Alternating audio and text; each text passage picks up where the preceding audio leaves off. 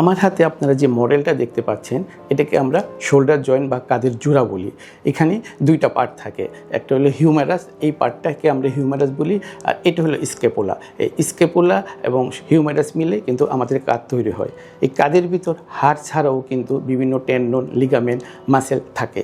এখানে কিন্তু এই যে কাঁধের বিভিন্ন কারণে ব্যথা হয়, কিন্তু কি কি কারণে ব্যথা হয় এগুলা যদি আমরা একটু জানি। কাঁধের পেশি ছিঁড়ে যাওয়া যাকে আমরা বলি রোটেটর কাফ ইনজুরি, কাঁধের লিগামেন্ট ইনজুরি যাকে আমরা বলি ব্যাঙ্কার্ড লেশন। আবার অনেক সময় কাঁধের ভিতরে বিভিন্ন হাড় তৈরি হয়, কাঁধের টেন্ডিনাইটিস হয়, বার্সাইটিস হয় এবং ক্যালসিয়াম ডিপোজিশন হয় যাকে আমরা বলি ইমপিজমেন্ট সিনড্রোম। এতে কাঁধের নড়াচড়ার অসুবিধা হয়, মানে কাঁধের বিভিন্ন মুভমেন্ট অসুবিধা হয়, হাত পিছনে জানা, তারপর এফেক্টেড সাইডে মানে যে পাশে সমস্যা ওই পাশে কাঁধ হয়ে ঘুমানো যায় না, এতে রোগীরা কিন্তু অনেক কষ্ট পেয়ে থাকে। আরেকটা হয় কাঁধের ফ্রোজেন শোল্ডার, যেটা আমরা সবাই সাধারণত জানি ফ্রোজেন শোল্ডার। আসলে ফ্রোজেন শোল্ডার কি? ফ্রোজেন শোল্ডার কিন্তু আসলে হাড্ডির কোনো রোগ না। ফ্রোজেন শোল্ডার কিন্তু হাড্ডির আশেপাশে যে ক্যাপসুল থাকে, মানে একটা কাভার থাকে, ওই কাভারের ফাইব্রোটিক কন্ট্রাকচার এটা একটু সাইজে ছোটো হয়ে যায়, যার জন্য ব্যথা হয়। কিন্তু ফ্রোজেন শোল্ডার হলে আসলে জামা কাপড় পরতে খুলতে অসুবিধা হয় এবং পিঠ চুলকাইতে অসুবিধা হয়, চুল আশ্রাইতে অসুবিধা হয় এবং যে সাইডে সমস্যা ওই পাশে কাত হয়ে শুতে সমস্যা হয়। রুগী কিন্তু অনেক কষ্ট পায়। রুগী যখন কাঁধের বিভিন্ন সমস্যা নিয়ে আমাদের কাছে আসে তখন আমরা কি করি?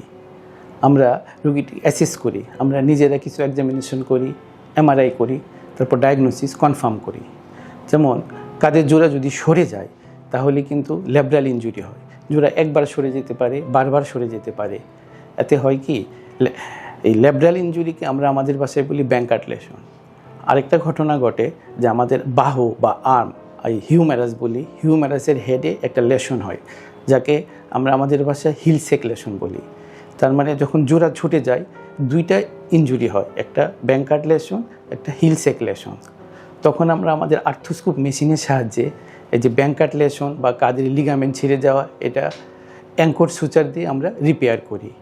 আর বাহুর যে হিউমেরাসের হেডে যে ডিফেক্ট হয় এই ডিফেক্টটা আমরা আশেপাশের পেশি যেমন ইনফ্রাস্পাইনাটাস পেশি দিয়ে ডিফেক্টটা আমরা রিপেয়ার করে দিই, যার ফলে কাঁধের দুই পাশেই রিপেয়ার হয়ে যায়। তখন রোগী নিজের মতো করে চলাফেরা করতে পারে, কাঁধে বিভিন্ন মুভমেন্ট করতে পারে, কাঁধের ওই পাশে কাত হয়ে শুতে পারে, রোগী অনেকটা ভালো থাকে। আর rotator cuff injury, rotator cuff injury মানে কাঁধের পেশি ছিঁড়ে যাওয়া।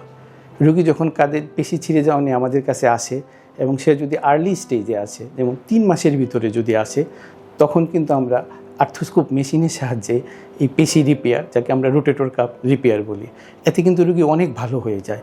রোগী বিভিন্ন মুভমেন্ট করতে পারে, খেলাধুলা করতে পারে, যে যার প্রফেশন সে ওই প্রফেশনে ফিরে যেতে পারে। জমাট বাঁধা বা ফ্রোজেন শোল্ডার, ফ্রোজেন শোল্ডার সাধারণত আমরা 6 থেকে 9 মাস পর্যন্ত কনজারভেটিভ ট্রিটমেন্ট করি। কনজারভেটিভ ট্রিটমেন্ট মানে ওষুধ খাবে, একটু ফিজিওথেরাপি নেবে, আমরা একটু ব্যায়াম শেখাবো। এতে যদি রোগী ভালো হয়ে যায় তাহলে কিন্তু আর কিছু করা লাগে না, সে ভালো থাকে।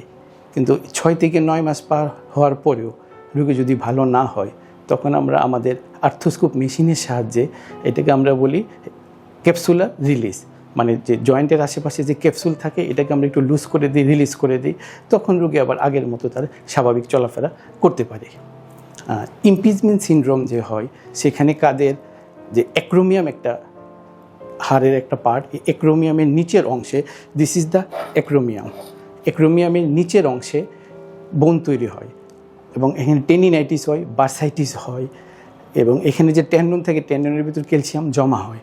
তখন আমরা করি কি, অপারেটিভ আর্থ্রোস্কোপ মেশিনের সাহায্যে আমরা ডিকম্প্রেশন করে দিই যাকে আমরা বলি অ্যাক্রোমিওপ্লাস্টি, মানে অ্যাক্রোমিয়ামের নিচের যে বোনসটা আছে ওই বোনসটা আমরা কেটে দিই, যার ফলে টেন্ডনগুলো পর্যাপ্ত জায়গা পায় এবং হাড়ের শোল্ডারের মুভমেন্টে আর কোনো অসুবিধা হয় না, রোগী সাধারণ ভালো হয়ে যায়।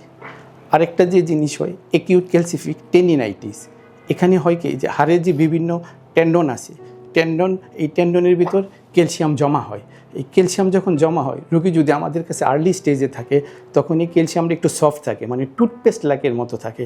তখন কিন্তু আমরা কাঁধের ভিতরে আল্ট্রাসাউন্ড গাইডেড এসপিরেশন করতে পারি, নিডেল দিয়ে এই জিনিসটা নিয়ে আসতে পারি, রোগী ভালো হয়ে যায়। কিন্তু রোগী যদি দেরি বা লেট স্টেজে আসে তখন কিন্তু আবার আমাদের আর্থ্রোস্কোপ মেশিনের সাহায্যে এই যে জমাট বাঁধা ক্যালসিয়ামগুলোকে আমাদের সরাই নিতে হয়, রিমুভ করতে হয়, ডিকম্প্রেশন করতে হয়।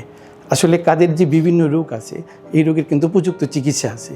রোগী যদি যথাসময়ে উপযুক্ত সময়ে ডাক্তারের কাছে আসে, তাহলে কিন্তু আমরা আর্থ্রোস্কোপ মেশিনের সাহায্যে রোগীকে ভালো করে দিই এবং রোগী তার পূর্বের নর্মাল লাইফে ফিরে যেতে পারে, তার নর্মাল কাদের মুভমেন্টগুলো ভালো থাকে। ধন্যবাদ। আপনাদের স্বাস্থ্য বিষয়ে সচেতন করার জন্যই আমাদের এই আয়োজন। তাই প্রতিনিয়ত স্বাস্থ্য বিষয়ে বিভিন্ন টিপস পেতে আমাদের চ্যানেলটি সাবস্ক্রাইব করুন এবং বেশি বেশি লাইক ও শেয়ারের মাধ্যমে সবাইকে আমাদের সঙ্গে সংযুক্ত হবার সুযোগ করে দিন।